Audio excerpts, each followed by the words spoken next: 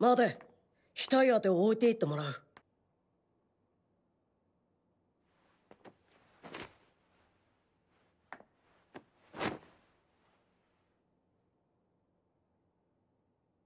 失礼します。今日はお前に別れを言いに来たぜ。口寄せの契約はもう終わりってことだ。もともと俺とお前の契約はそういう約束だったろうが。あばよボルト、せいぜい達者でな。ああ、お前もな、ガラガ。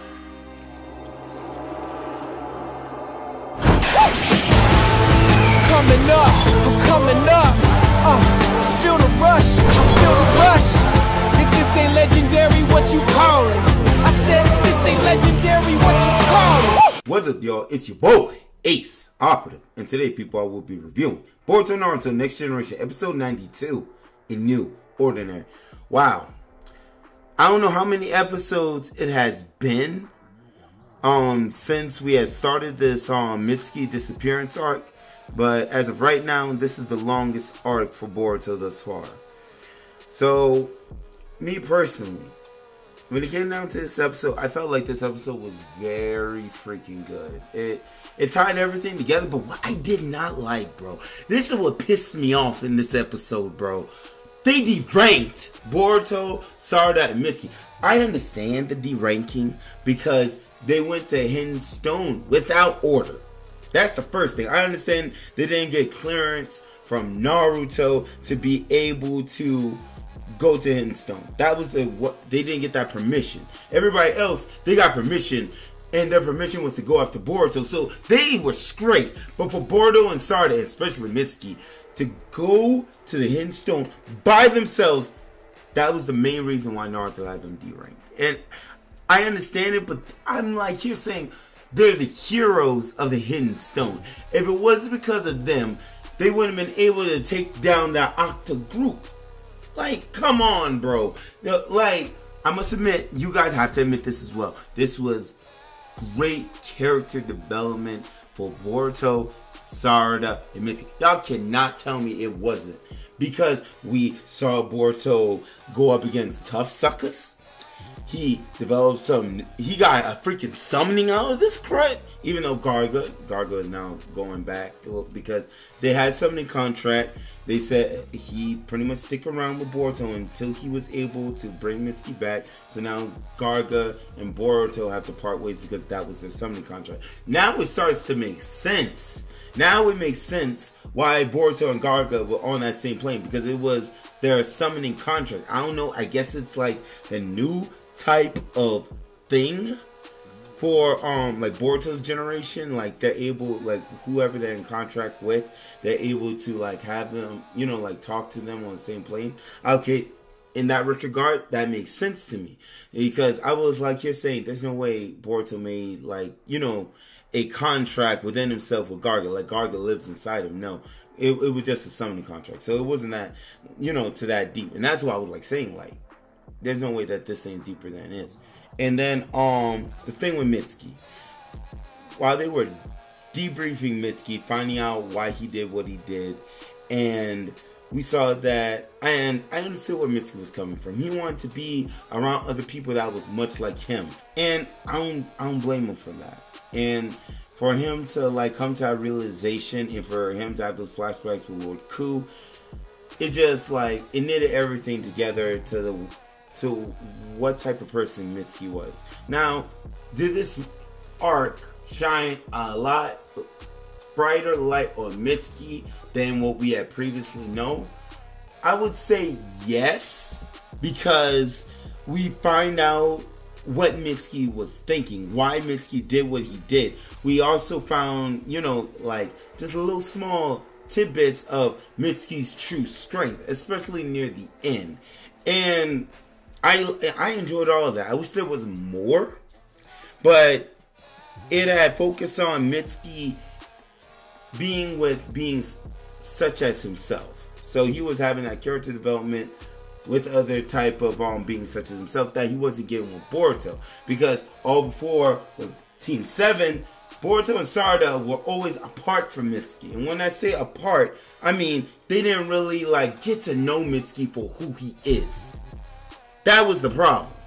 And so when Mitsuki finally like go AWOL, they're like saying, wait, why would Mitsuki do that? Like, that's totally not him. Exactly. You do not personally know the sucker.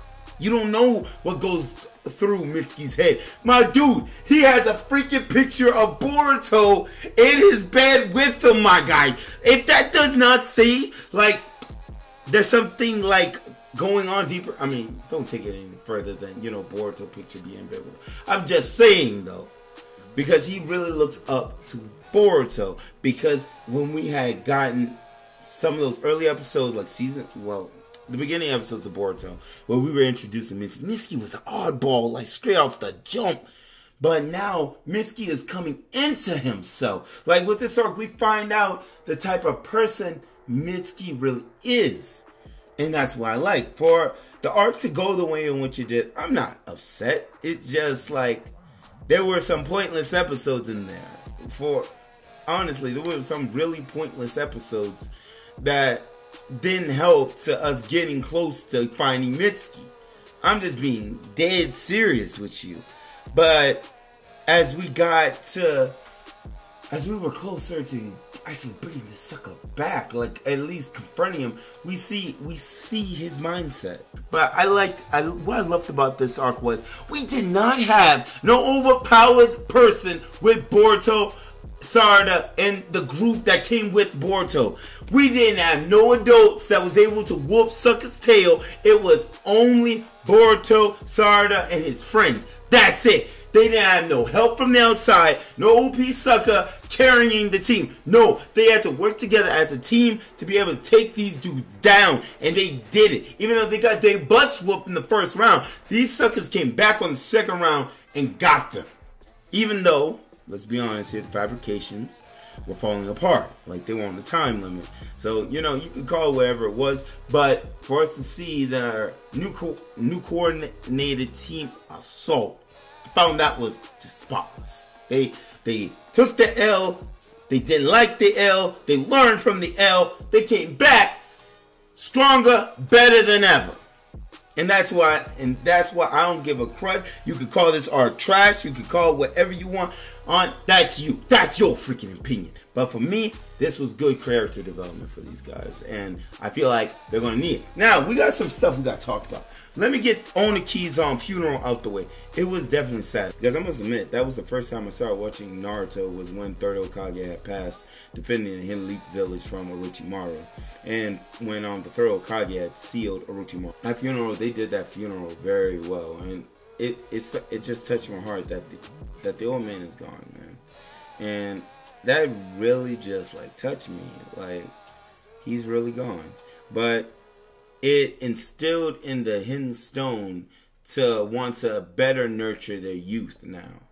So even though he is gone, he left a great legacy behind for the Hidden Stone to flourish off of. Now, there were some things, and I feel like for the people that have read the manga, I felt it. I felt this strange little tug at my heart when I saw that when they did that clean sweep, they couldn't find the freaking corpse. They found where Ku killed him, but they couldn't find the corpse. I mean, you could argue that, you know, Ku probably, like, you know, absorbed his body into, I mean, there's no reason for him to do that, to be honest. He just wanted the heart, and he just took the heart, to be honest with you. But Ku had left the corpse, so I'm just like you're saying. I'm literally like you're saying to myself, like, there's something more going on. And I was like starting to tie into what's currently going on in the manga. Yes, I found the latest chapter of the Boruto manga. I don't know if we're ready, man. I don't know. I feel like I hope this Shinden little arc that they're going to be doing the next couple of days, I don't know how long it's going to go. I think I might look this up. But bro, I'm telling you, if we go into what's into that arc with the rich kid in Boruto, I feel like that's not going to be that spoilerish for me to say that, because if we go into that arc with the rich kid in Boruto, it's not that far off, because it's going to lead into other types of stuff, and I'm looking forward to that, because stuff that's going down in this freaking manga is freaking flames, bro. Oh, I hope we get it in this year. I really do. But this episode was pretty good. The arc, I'll say this about the Mitsuki Disappearance Arc. It tried to be a Sasuke retrieval arc, and I'm gonna tell you straight off the deck, it failed miserably. But maybe it was trying to be something other than that. It wanted to give Boruto and the gang like some time to shine. Like for Naruto and them, this was the first mission Naruto